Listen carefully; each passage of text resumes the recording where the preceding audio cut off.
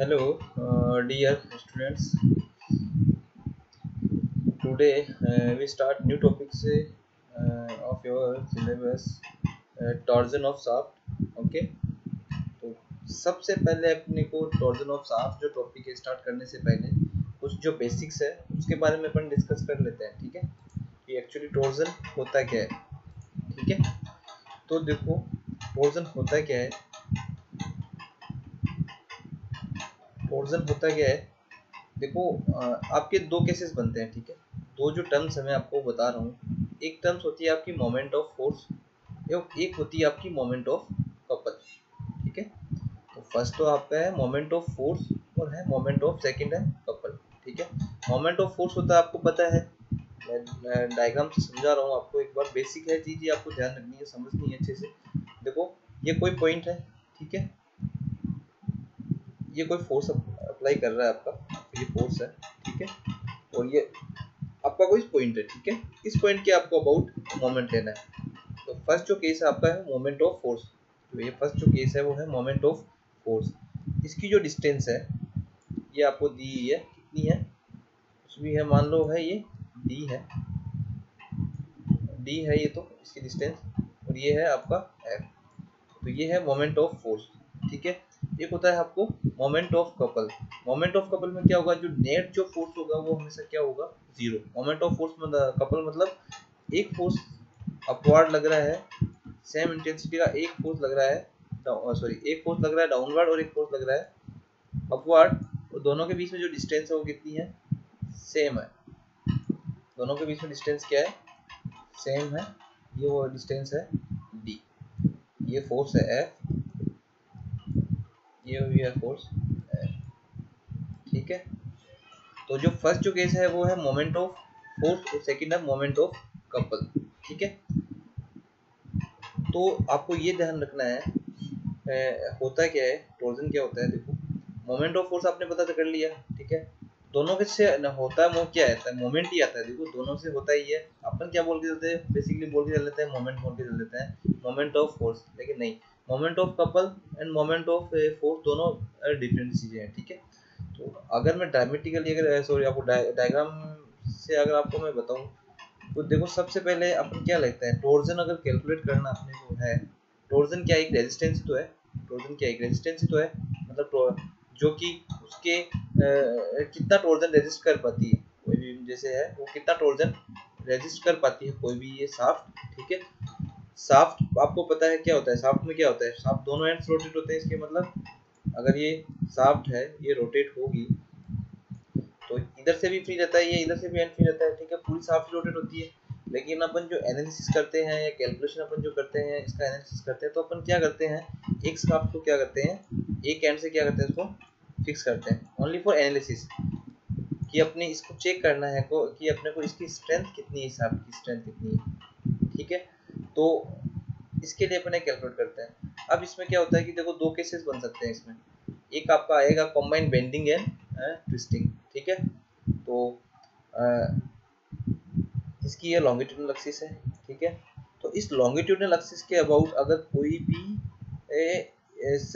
Shaft में couple act कर रहा है, ठीक है, या फिर ट्विस्टिंग मोमेंट एक्ट कर रहा है, उसी को अपन क्या बोलते हैं, टॉर्जन बोलते हैं। ठीक है, टॉर्जन किसको बोलते हैं, कोई भी शाफ्ट है उसके लॉन्गिट्यूडनल एक्सिस के अबाउट कोई भी अगर ट्विस्टिंग मोमेंट एक्ट कर रहा है तो उसे अपन क्या बोलेंगे, क्या बोलेंगे उसको, टॉर्जन बोलेंगे। और ट्विस्टिंग मोमेंट क्या होता है, हमेशा मैंने आपको बताया ट्विस्टिंग मोमेंट होता है आपका moment of couple. Twisting moment क्या होता है, मोमेंट ऑफ कपल। ठीक है, और जो टॉर्जन क्या होता है, जो भी किसी भी शाफ्ट की लॉन्गिट्यूडनल एक्सिस के अबाउट जो भी ट्विस्टिंग मोमेंट एक्ट कर रहा है तो उसको अपन क्या बोलते हैं, टॉर्जन बोलते हैं।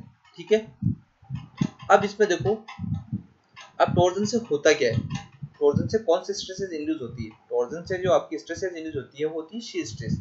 शीयर स्ट्रेस कैसे होती है, देखो जैसे ये आपकी शाफ्ट है, आपको पता है ये रिंग से मिलके बनी हुई है, देखो ये रिंग बनी हुई है, ये रिंग बनी हुई है। ठीक है, ये रिंग बनी हुई है। ठीक है, इन से मिलके बनी हुई है। अब देखो दो, जैसे दो लेयर बनी हुई है, मतलब दो रिंग बनी हुई है, इनके बीच में रिलेटिव मोशन होगा। ठीक है, और रिलेटिव मोशन के कारण पता है आपको क्या होगा, शीयर स्ट्रेस इसमें इंड्यूस होगी। तो क्योंकि आपको पता है शियर स्ट्रेस में क्या होता है, जो दो प्लेन्स के बीच में जो अपना मूवमेंट है वो क्या होता है, शियर स्ट्रेस ही होता है, ठीक है। तो इस जो ट्विस्टिंग मोमेंट के कारण क्या होगा, इसमें एटन आएगी, जिसे अपन क्या बोलते हैं, एटन बोलते हैं ना।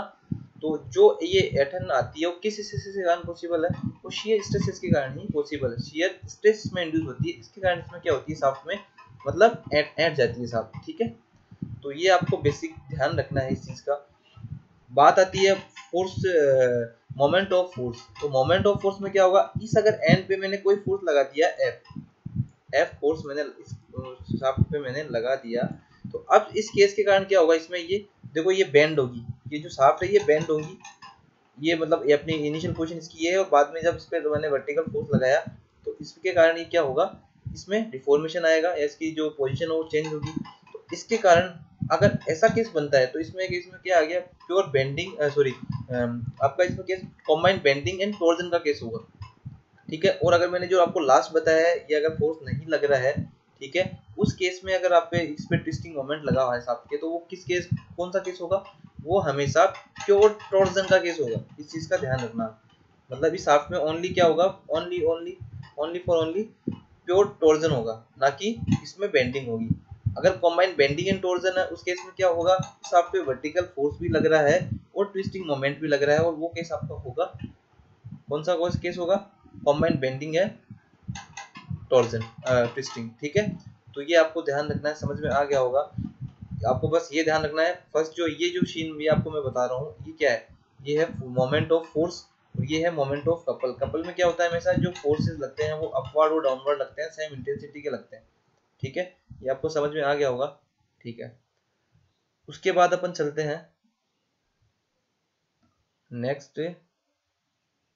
बाकी ये डेफिनेशन वगैरह आप याद कर लेना, टॉर्जन क्या होता है, ट्विस्टिंग मोमेंट के कारण लॉन्गिट्यूडनल एक्सिस के बावजूद अगर ट्विस्टिंग मोमेंट एक्ट करता है तो उसको अपन क्या बोलते हैं, टॉर्जन बोलता है। देखो ये shaft is said to be in torsion when equal and opposite torque are applied at the two ends of the shaft, ठीक है। तो ये क्या होता है, ट्विस्टिंग मोमेंट के कारण जो भी फिनोनिमा होती है वो क्या होती है, आपकी टॉर्जन होती है, ठीक है।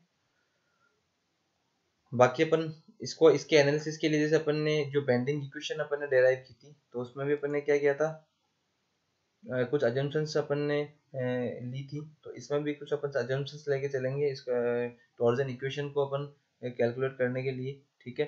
तो जो फर्स्ट अजम्पशंस है वो कौन सी है, पढ़ते हैं अपन। Assumptions made in the derivation of the shear stress produce in a circular shaft subjected to torsion, ठीक है। तो अपन क्या क्या अजम्पशंस है वो अपन लेके चलते हैं।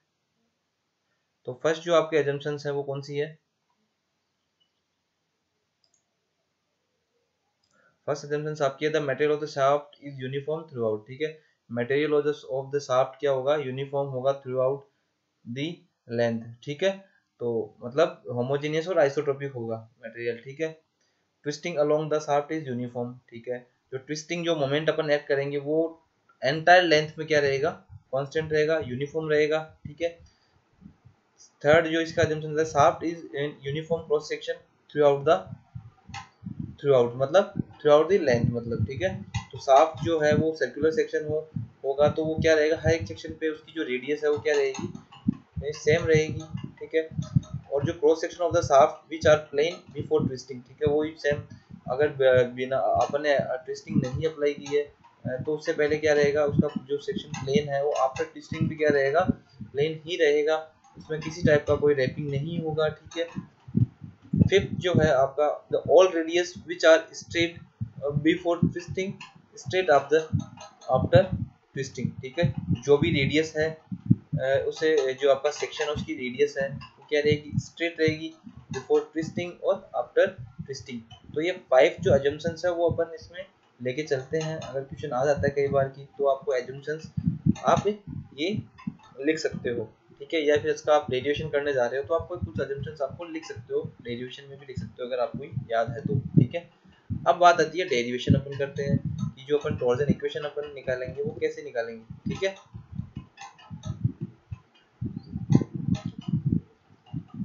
तो टॉर्जन इक्वेशन निकालने के लिए कुछ नहीं है, ये सब कुछ रिटर्न वर्क है, तो रिटर्न वर्क में नहीं, आपको सीधा डायग्राम में लेके चलता हूँ मैं, ठीक है। देखो ये आपका ये ए बी एक आपका सर्कुलर शाफ्ट है, ठीक है, इसका वन एंड क्या है, फिक्स है, और अदर एंड इसका क्या है, फ्री है, ठीक है। और अब मैंने इसको फिक्स क्यों किया है, क्योंकि इसकी स्ट्रेंथ अपने को निकालनी है, तो स्ट्रेंथ अपन ऐसे ही निकाल सकते हैं। अगर ये रोटेशन होगी, रोटेशन होता रहेगा दोनों एंड्स पे, तो इसमें अपन स्ट्रेंथ कैलकुलेट नहीं कर सकते, इसलिए मैंने इसको फिक्स किया है कि इसकी टॉर्जनल जो स्ट्रेंथ है वो कैसे निकालेंगे, कितनी होगी वो अपन निकालेंगे, ठीक है। ये इसकी आउटर जो फेस है ए बी है, ठीक है। इसकी जो सेंट्रोइड एक्सिस है वो सी डी है, ठीक है। इसका सेंट्रोइड है, ये क्रॉस सेक्शन दिया हुआ है, ठीक है। बाकी आप इसकी रेडियस ऑफ द शाफ्ट वगैरह ये आप देख लेना इसमें, ठीक है। लेंथ ऑफ द शाफ्ट जो अपने क्वेश्चन में दिया, एबी जो इसकी लेंथ रहेगी शाफ्ट की, टॉप शियर स्ट्रेस इंड्यूस होगा इसमें सरफेस पे of the shaft due to torque, मतलब ट्विस्टिंग मोमेंट के कारण आपको मैंने बताया था शियर स्ट्रेस इंड्यूस होगा। मॉडुलस ऑफ रिजिडिटी इसमें अपन कांस्टेंट यूज करेंगे, ठीक है। और जो फाई है वो क्या होगा, देखो इसमें फाई क्या है, ये शाफ्ट है आपकी, ठीक है। इसमें मैंने ट्विस्टिंग मोमेंट अप्लाई किया टी, ठीक है। तो इसकी जो पोजीशन देखो, इस जो सी डी है, ये डी पहले यहाँ पे था बिफोर ट्विस्टिंग, आफ्टर ट्विस्टिंग ये डी डेज पे पहुंच गया, तो इसमें मतलब जो ये डिफॉर्मेशन आ रहा है, ये डिफॉर्मेशन आ रहा है, इसको अपन क्या बोलते हैं वैसा, ये फाई से नोट करूंगा मैं इसको जिसमें डिस्टॉर्शन, इसको अपन क्या बोल सकते हैं, शियर स्ट्रेंथ भी बोल सकते हैं, ठीक है। और जो थीटा है वो क्या है, थीटा आपको देखो ये सी डी डी डेज, ये आपका क्या है, फाई, इसको अपन क्या बोलेंगे, डिस्टॉर्शन बोलेंगे, मतलब शियर स्ट्रेंथ बोलेंगे, ठीक है। और जो इसकी कितने अपन ने अमाउंट से इसको ट्विस्टिंग किया है, कितने एंगल पे इसको अपन ने ट्विस्ट किया है, वो आपका क्या रहेगा, वो थीटा रहेगा, ठीक है। अब आपको निकालना है now distortion at the outer surface due to torque, T के कारण जो भी डिस्टॉर्शन हुआ है डी टू डी डेज पे पहुंचा है, देखो ये डी टू डी डेज, ये जो कर्व्ड शेप बनी है ना डी टू डी डेज, ये अपने को निकालना है, और ये किसके इक्वल रहेगा, शियर स्ट्रेन के इक्वल रहेगा। तो shear strain eight the outer surface तो क्या होगा, आपको पता है शियर स्ट्रेन होता है डिस्टॉर्शन पर यूनिट लेंथ, तो पर यूनिट लेंथ में डिस्टॉर्शन कितना होगा, D D dash divide by L, ठीक है। एल आपको पता है सी डी के इक्वल है, या ए बी जो सेम ही है लेंथ है इसकी, ठीक है। वो किसके इक्वल आएगा, देखो इसमें अपन देखते हैं डी डेश आपका ये है और सी डी ये है, तो अपन राइट एंगल ट्रायंगल प्रॉपर्टी से अपन क्या निकाल सकते हैं, टेन पाई निकाल सकते हैं, ठीक है। पाई अगर बहुत वेरी स्मॉल है तो इस केस में इसको अपन को क्या पाई के इक्वल ले सकते हैं, और ये किसके पाई किसके इक्वल आएगी, शियर स्ट्रेन के इक्वल आएगी डी डेश अपॉन एल, ठीक है। बाकी जो आपका जो ये डी डेश है, इस वाले फिगर से जो बी वाला जो फिगर है इसे अपन डी डेश निकाल सकते हैं। ये आपका आर्क है, ये एंगल है, और रेडियस आपका पता है आर है, तो आप क्या निकाल सकते हो, डी डेश निकाल सकते हो, मतलब आर की इक्वल टू क्या होता है, रेडियस इनटू क्या होगा, रेडियस इनटू एंगल, तो radius into angle, D dash की वैल्यू आप पुट कर सकते हो वहाँ पे, तो फाई आपका आ जाएगा I into theta D by I into theta by L आ जाएगा, ठीक है। अब आपको पता है मॉडुलस ऑफ रिजिडिटी क्या होता है, शियर स्ट्रेस अपॉन क्या होता है, शियर स्ट्रेन होता है, शियर स्ट्रेस आपको पता है टो है, अपन ने अज्यूम किया है, और शियर स्ट्रेन आप वो पता है आर थीटा बाई एल है, तो सी थीटा बाई एल से आप कैलकुलेट कर सकते हो टो डिवाइड बाई आर, ठीक है। तो आपका इक्वेशन निकल के आएगा यहाँ पे टो इज इक्वल टू क्या आ जाएगा, R into C into theta by L, ठीक है। ये किसकी वैल्यू है, शियर स्ट्रेस की वैल्यू है, ठीक है, लिख रखा है। No now for a given shaft subjected to a given torque the values of C comma theta and L are constant, ठीक है। तो इसमें वैल्यू वेरी क्या करेगी आपको पता है, कौन कौन सी वैल्यू वेरी करेगी आपको पता है, एल कांस्टेंट रहेगा शाफ्ट का, ठीक है। सी मॉडुलस ऑफ रिजिडिटी है वो कांस्टेंट रहेगा इसका, ठीक है। थीटा इसका आपका कांस्टेंट रहेगा, तो सी स्ट्रेस किस पे डिपेंड कर रहा है, डायरेक्टली किसकी प्रोपोर्शनल है, रेडियस की प्रोपोर्शनल है। जैसे जैसे रेडियस बढ़ेगा, ठीक है, सेंटर से अपन दूर दूर जाएंगे तो अपने को क्या मिलेगा, शियर स्ट्रेस की वैल्यू क्या मिलेगी, ज़्यादा मिलेगी, और टुवर्ड्स सेंटर अपने को शियर स्ट्रेस की वैल्यू मिलेगी, वो क्या मिलेगी, जीरो मिलेगी, ठीक है। तो ये रिलेशन आपको ध्यान रखना है। तो tau upon R is equal to constant, मतलब ये जो वैल्यू है थीटा अपॉन एक्स को मैं कांस्टेंट ले लूंगा, तो ये रिलेशन बन के आएगा tau upon R is equal to constant, ठीक है। तो ये तो अपन ने निकाल लिया। अब अपन निकाल सकते हैं अगर if the Q is a shear stress induce at a radius R from the centre of the shaft, ठीक है, तो उस केस में क्या होगा, tau upon R is equal to Q upon R, ठीक है। तो अपन इसको इस इक्वेशन को अपन डेराइव करते हैं, ये रिलेशन आपका निकल के आ जाएगा tau upon R is equal to आपको पता है theta upon L is equal to Q upon R लिख सकता हूँ, ठीक है। ये ध्यान रखना, if the Q is the shear stress induce at a radius R from the centre of the section or sorry of the shaft, ठीक है। तो अगर आर डिस्टेंस पे सेंटर से आर डिस्टेंस पे शियर स्ट्रेस, ये तो क्या था आपको पता है, सेंटर से अगर कैपिटल आर मतलब फुल सेक्शन के लिए लिया हुआ है, और ये लिया हुआ है कि जो आपके आउटर जो रेडियस है उससे पहले अगर कोई रेडियस है उस केस में जो शियर स्ट्रेस की वैल्यू रहेगी वो क्या, तो upon r is equal to, क्यों लिया है मैंने, क्यों लिया है, शियर स्ट्रेस को शो कर रहा है ये भी, अपॉन स्मॉल r। ठीक है, तो ये आपको रिलेशन याद रखना है। ठीक है, उसके बाद में अपन जो देख लो इसमें, it is clear that the shear stress at any point in the shaft is proportional to distance में of the point from the axis of the shaft, वो हमने आपको बता दिया है। ठीक है, सब कुछ एक्सप्लेन कर दिया है। अब आपको पता है maximum torque transmitted bye a circular solid shaft, maximum torque कितना ट्रांसमिट कर सकती है सर्कुलर शाफ्ट, तो वो अपने को कैलकुलेट करना है। ये डायग्राम दिया हुआ है, ये सर्कुलर शाफ्ट है। ठीक है, ये मैंने इसमें एक एलिमेंटल रिंग दिया है। ठीक है, एलिमेंटल रिंग दिया, उसकी रेडियस r है, और पूरे जो अपना जो से अपनी शाफ्ट है उसका रेडियस कैपिटल R है। जो रिंग है उसकी जो थिकनेस है वो dr है, स्मॉल dr है। ठीक है, तो मैक्सिमम टॉर्क अपने को निकालना है। ठीक है, तो कैसे निकालेंगे अपन, सबसे पहले अपन क्या निकालेंगे, जो रिंग का देखो इसमें देखो, the maximum torque transmitted by the circular shaft is obtained from the maximum shear stress. ठीक है, तो शियर स्ट्रेस निकालेंगे सबसे पहले। ठीक है, तो शियर स्ट्रेस आपको पता है होता क्या है, टॉप से अपन शो करते हैं, फोर्स अपॉन एरिया होता है। ठीक है, तो सबसे पहले अपन क्या निकालेंगे, सॉलिड शाफ्ट का एरिया निकालेंगे। तो एरिया क्या हो जाएगा, डी ए हो जाएगा। तो इसका रेडियस क्या है, सॉरी इसका सर्कमफ्रेंस क्या है, 2 पाई r, रेडियस स्मॉल r है।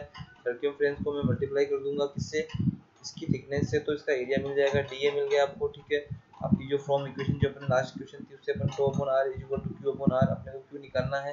ठीक है, टो अपॉन स्मॉल r अपॉन कैपिटल R। ठीक है, अब आपको पता है ये turning force on the elementary circular ring, तो आपको पता है ये तो है इसका शियर स्ट्रेस। शियर स्ट्रेस को आपको एरिया से अगर मल्टीप्लाई कर दोगे आप, तो आपको क्या मिल जाएगा, ट्विस्टिंग फोर्स मिल जाएगा। ठीक है, तो मैंने कुछ नहीं किया है, ये जो आपकी शियर स्ट्रेस की वैल्यू है इसको इसके एरिया से मल्टीप्लाई किया है, तो आपको tau into R by small R, sorry small R by capital R into 2 pi R into D R, इसको कैलकुलेट करोगे तो आपका ये आ जाएगा, ट्विस्टिंग फोर्स आ जाएगा एलिमेंट्री सर्कुलर रिंग के लिए आएगा एरिया। ठीक है, अगर इसको इंटीग्रेट कर दूंगा 0 टू कैपिटल आर के लिए, तो क्या मिलेगा आपको, क्या मिलेगा आपको, पूरी रिंग के लिए मिल जाएगा ना। ठीक है, now the turning moment due to the turning force on the elementary ring, तो टर्निंग फोर्स आपको पता ही है, ये है आपको, और अगर टर्निंग मोमेंट आप निकालोगे इससे तो क्या डिस्टेंस से मल्टीप्लाई कर दोगे। ठीक है, तो डिस्टेंस कितनी है उसकी, r है। ठीक है, टर्निंग फोर्स देखो लिख रखा है, turning force on the ring into distance of the ring from the axis, तो रिंग की जो डिस्टेंस है एक्सिस से, उसकी एक्सिस से, तो वो डिस्टेंस परपेंडिकुलर डिस्टेंस आएगी, उसको मल्टीप्लाई कर दिया तो आपका ये टर्निंग मोमेंट आ गया। पहले अपने निकाला गया इसमें, पहले सबसे पहले ये निकाला आपने, टर्निंग फोर्स निकाला है, उसके बाद में ट्विस्टिंग मोमेंट निकाला है। ठीक है, अब करना क्या है, तो आपको टोटल टर्निंग मोमेंट निकालना है, तो आप क्या करोगे, इसको 0 टू r, इसको आप डिफरेंशिएट कर दो, सॉरी इंटीग्रेट कर दोगे आप, तो आपको जिसको सॉल्व करोगे आप, तो आपको ये निकल के आएगा रिलेशन यहाँ से pi by 16 tau D cube, ये आपका टोटल सर्कुलर जो शाफ्ट है उसके लिए आपको क्या मिलेगा, टोटल ट्विस्टिंग मोमेंट मिलेगा। ठीक है, या टर्निंग मोमेंट मिलेगा। ठीक है, सिमिलरली अगर मैं बात करता हूँ torque transmitted by the hollow circular shaft, तो होलो सर्कुलर शाफ्ट के लिए क्या करना, आपको सेम प्रोसेस है, कोई चेंजेस नहीं है। ठीक है, बस आपको आउटर रेडियस और इनर रेडियस का ध्यान रखना है, और जो आप एलिमेंटरी रिंग लोगे आप, वो क्या लोगे, इनर टू आउटर के बीच में आप ले सकते हो एलिमेंटरी रिंग, जो डायग्राम जिसमें दिया हुआ है, ये देखो होलो है, ये पूरा आपको होलो सेक्शन की जो रेडियस आर आई इनर दी हुई है और आउटर दी हुई है, आर आउटर दी हुई है, और इसके बीच में मैंने एक एलिमेंट्री रिंग ली है, उसकी जो रेडियस की डिस्टेंस है वो स्मॉल आर है फ्रॉम द सेंटर, इसका सेंटर ऑफ द सेक्शन। ठीक है, उसकी जो थिकनेस है वो डी आर है, सेम वैसे की वैसे ही किया है, कोई चेंजेस नहीं है। ठीक है, बस ये देखो उसमें ये आर आउटर ये है, इनर आपको पता है रेडियस ये है, आर रेडियस मैंने आपको बता दी, डी आर आपको पता है थिकनेस ऑफ द रिंग है, एरिया आप निकाल सकते हो 2 pi R into D R निकाल सकते हो। ठीक है, इसका सर्कमफेरेंस मतलब इसकी लेंथ इनटू इसके थिकनेस से मल्टीप्लाई कर दोगे तो एरिया मिल जाएगा आपको, और the shear stress at the elementary ring is obtained by, निकाल सकते हो आप, tau is equal to tau upon R naught is equal to Q upon are, Q आपको निकालना है, टर्निंग फोर्स आपने निकाल लिया, उसके बाद में टर्निंग मोमेंट है वो निकाल लिया आपने। अब आप क्या करोगे, आपको इंटीग्रेट कहाँ से कहाँ तक करना है, आपको मैंने बताया था आर इनर से आपको आर आउटर को तक इसको आपको इंटीग्रेट करना है, टर्निंग मोमेंट आप निकाल सकते हो जैसे आपने लास्ट किया था वैसे की वैसे ही है, बाकी बस ये होलो सेक्शन है, तो उसको कैलकुलेट करके आप सॉल्व करोगे तो आपको मिलेगा यहाँ से pi by 16 tau D outer 4 minus D inner 4 upon D naught. तो ये आपका कितना टॉर्क ट्रांसमिट करेगी होलो शाफ्ट, ये आपको टॉर्क मिल गया। ठीक है, अब बात आती है आपकी expression for torque in terms of polar moment of inertia. तो ये आप पोलर मोमेंट ऑफ इनर्शिया के केस में आपको इन टर्म्स में निकालना है आपको टोटल टॉर्क। तो कैसे निकालोगे आप? पोलर मोमेंट ऑफ इनर्शिया पता है आपको क्या होता है, I Z Z equal to I X X plus I Y Y से डिनोट करते हैं।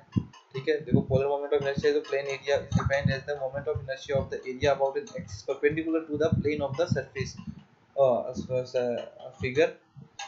ठीक है, and passing through in CG of that area. ठीक है, जिसको अपन शो करते हैं, जैसे शो करते हैं। ठीक है,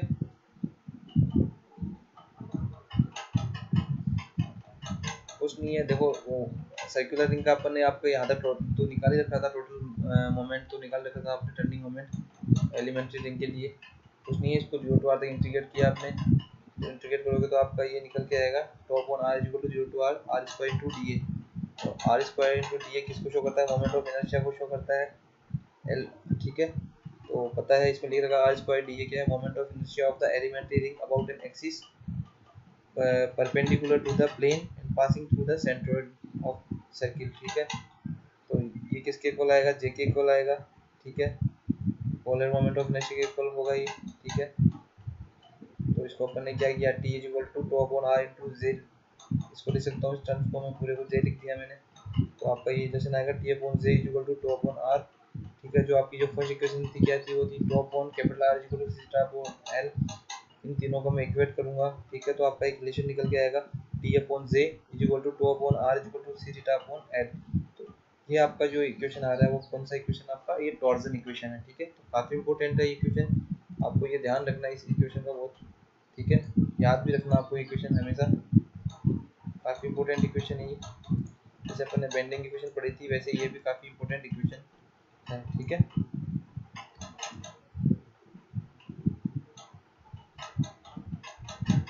उसके बाद में अपन क्या करते हैं, पोलर मॉड्यूलस निकाल सकते हैं, यहाँ निकालेंगे ना।